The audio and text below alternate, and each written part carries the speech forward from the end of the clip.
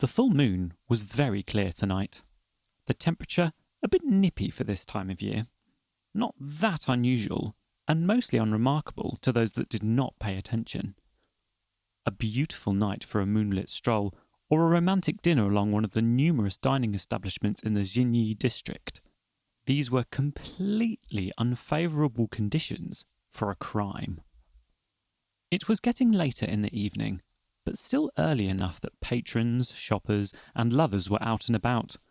Commercial businesses started winding down.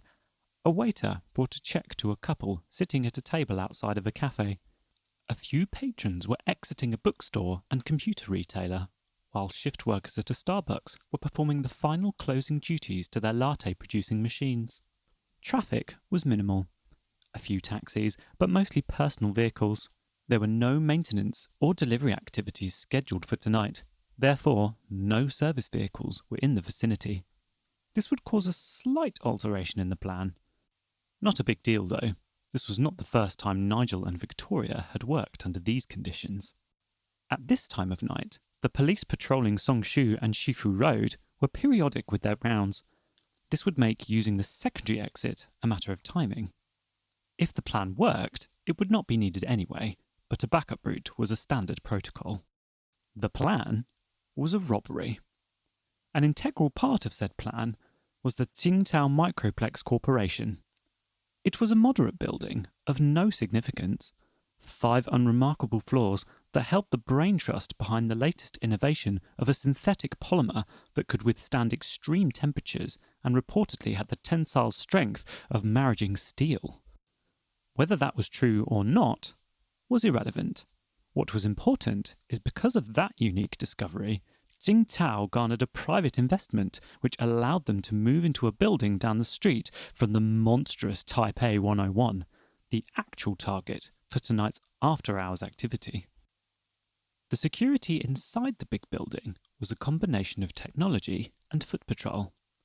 There were 14 night shift guards to cover the 101 floors, some specific to building security itself, while others were privately contracted by the building's tenants. Each guard had a specific routine that they regularly followed. It took some patience to amass their movements and plot a precise course to the target, so again, timing would be everything. "Can you hear me?" Nigel said, testing his earpiece. "Loud and clear," Victoria responded. The 2 thieves had been doing reconnaissance for 6 weeks.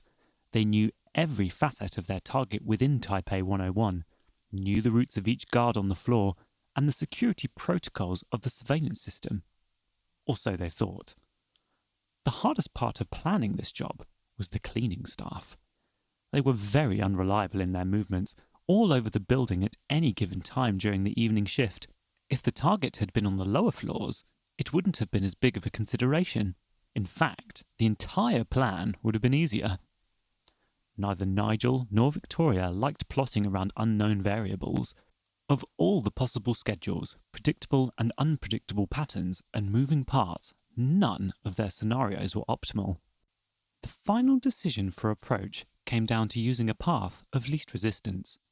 The money for this job was too good to pass up, so they would deal with the inconveniences.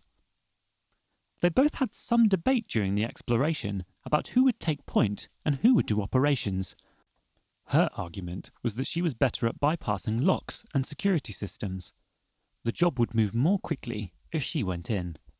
He, on the other hand, had done most of the footwork and casing, posed as an English financier. He knew the layout better. "You would stick out like a bloody thicket on a manicured lawn," he said.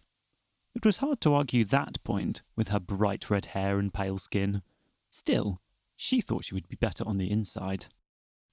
During the recon, Nigel determined that it would be too difficult to enter 101 directly, as building passageways were guarded and monitored at all times.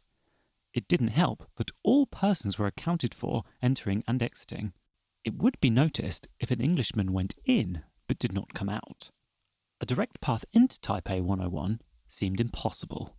So, Victoria came up with an alternate entry using the utility tunnels beneath the city. Nigel had entered Tsingtao's building 2 hours before and stowed away in a cleaning cupboard, waiting for her signal.